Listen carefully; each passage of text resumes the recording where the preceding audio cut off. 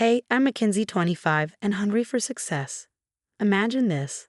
I'm living in a chaotic, bustling city, sharing an apartment with my older sister, Jennifer. On the surface, we seem inseparable. But trust me, there's some serious tension bubbling beneath it all. Mac, can you tone it down? I'm trying to concentrate. Jennifer snapped one morning as I excitedly rambled on about a new business idea over the phone. I quickly lowered my voice. Sorry, Jen. I got carried away. That's how things go between us. I'm always brainstorming the next big thing, while Jennifer's struggling to find her footing in her career. Now let me introduce the real MVP in my life, Grandpa Arthur Blackwood. He's a legend in the business world and has always had a soft spot for both me and Jen, though we share a special bond. "McKenzie, my girl," he'd say with a twinkle in his eye. "You've got that spark, just like your old grandpa." It drives Jennifer up the wall. But what can I do? It's not like I asked for the favoritism. Speaking of special people, I've got to tell you about my ride or die, Linda and her boyfriend, Alex. They're my personal cheerleading squad. Mac attack. Linda squealed as she burst into our apartment one day. "I've got the perfect idea for your startup." Alex followed behind, grinning. "Here we go again." I thought. We spent hours brainstorming, dreaming big, and laughing. These moments kept me grounded. But then there was Jennifer, always in the background, her face a mix of unreadable emotions. "Must be nice," she muttered once, "having everything handed to you on a silver platter." I brushed it off. "Come on, Jen. You know that's not true. I work hard." "Sure you do," she replied, dripping with sarcasm. Living with this undercurrent of resentment isn't easy. Sometimes I catch her watching me, like she's trying to figure out what makes me special. But here's the thing, I'm not special. I just won't give up on my dreams. One night, after an especially tense dinner, I called Linda. "I don't know how much longer I can do this," I admitted. "It feels like I'm living with a ticking time bomb." Linda's voice was calming. "Hang in there, Mac. You're doing great. Don't let her drag you down."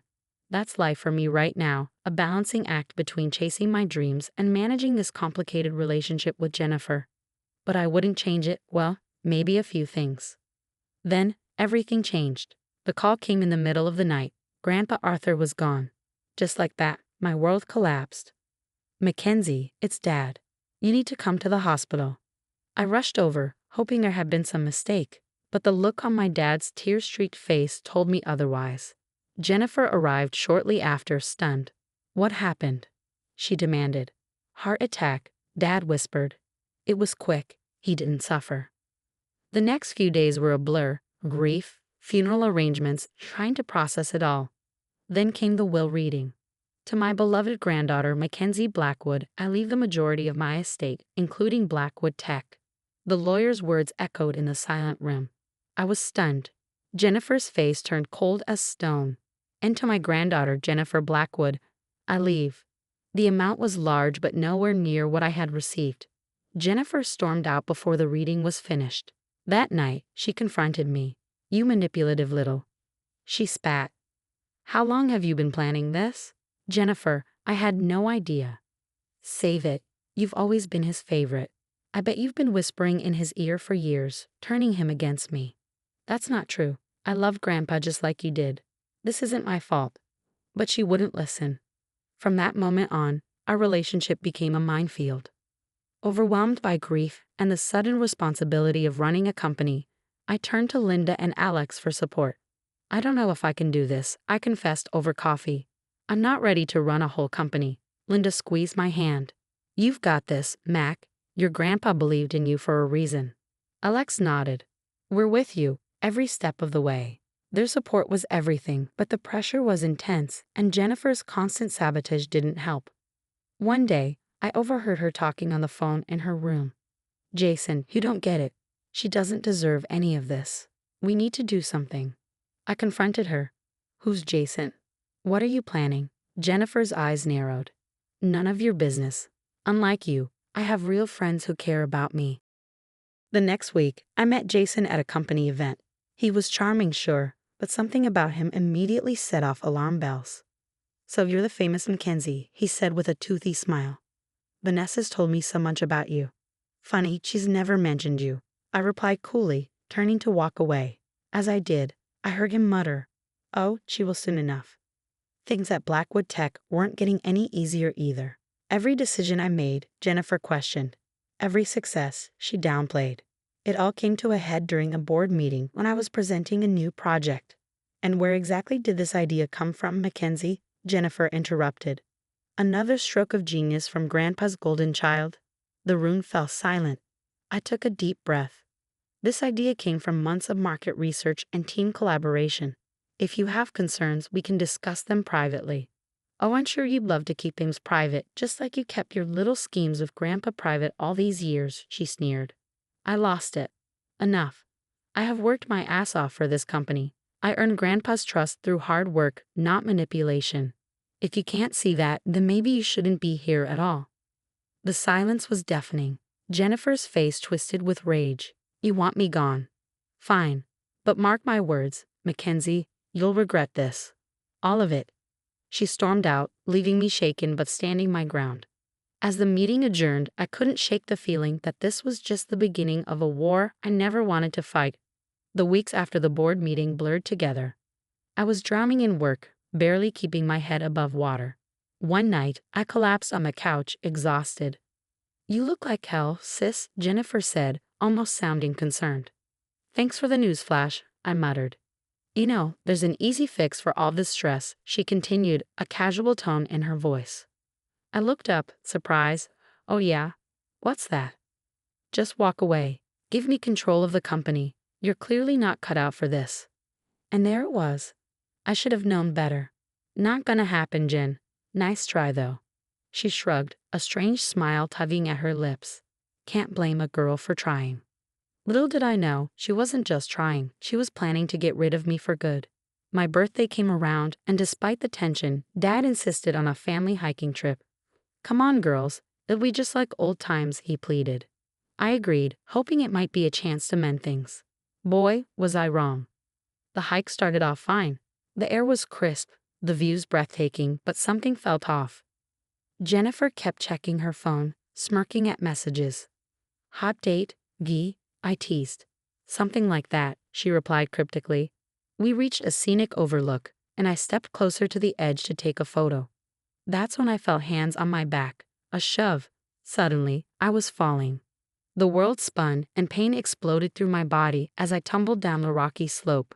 When I finally came to a stop, everything went black. I don't know how long I was out. When I woke, the pain was unbearable. My leg was definitely broken, and I could barely move. Help!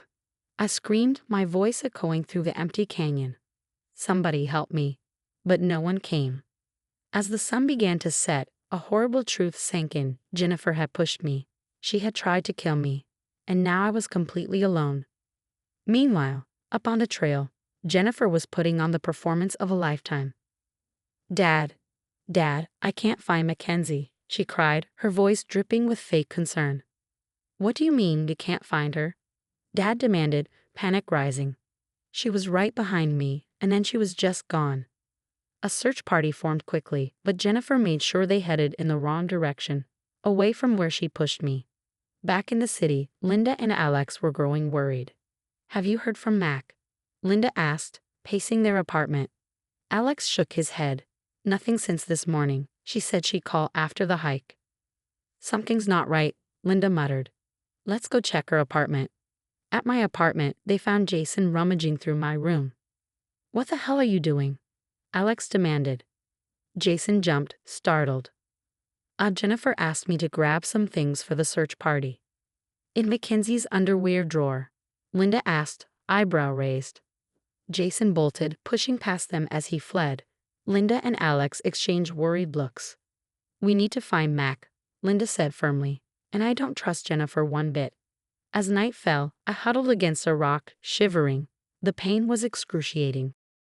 But I knew I had to stay awake, stay alive. You can do this, McKenzie, I whispered to myself. You're not dying on this godforsaken mountain.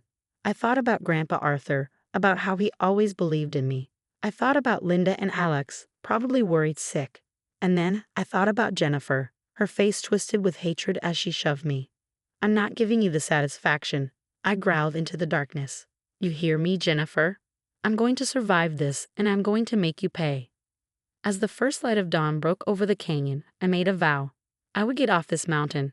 I would reclaim my life. And I would show Jennifer that her jealousy and hatred would never win. Little did I know, the fight for survival was only just beginning.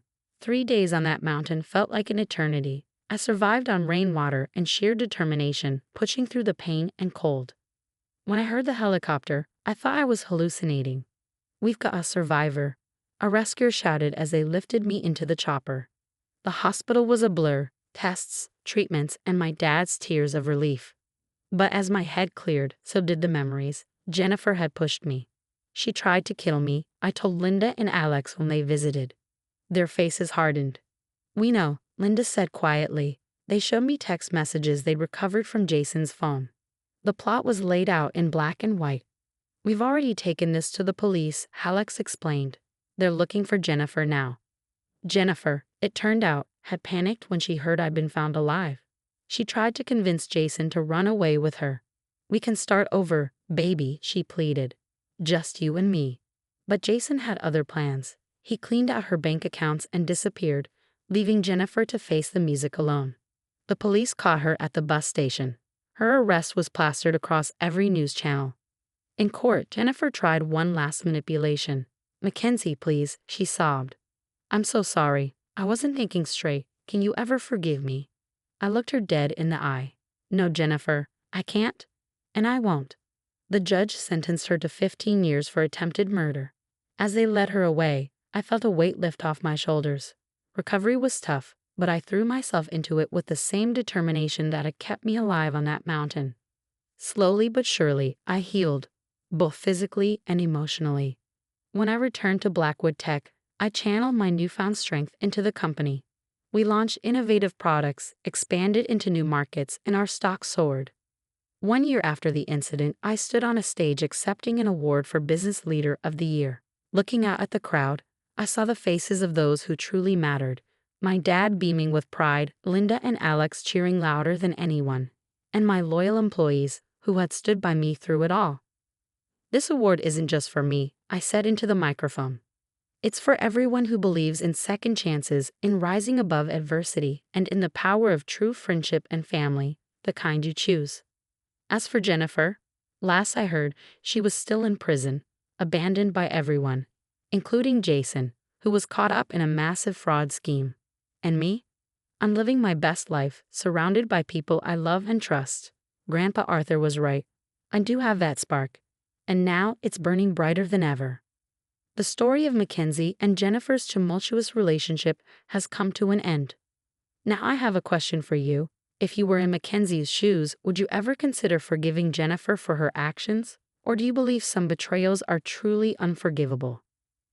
Think about the depth of Jennifer's jealousy and the extremes she went to, attempting murder out of greed and resentment. On the other hand, consider the power of forgiveness and its potential to heal both the forgiver and the forgiven. Where do you draw the line? Share your thoughts in the comments below.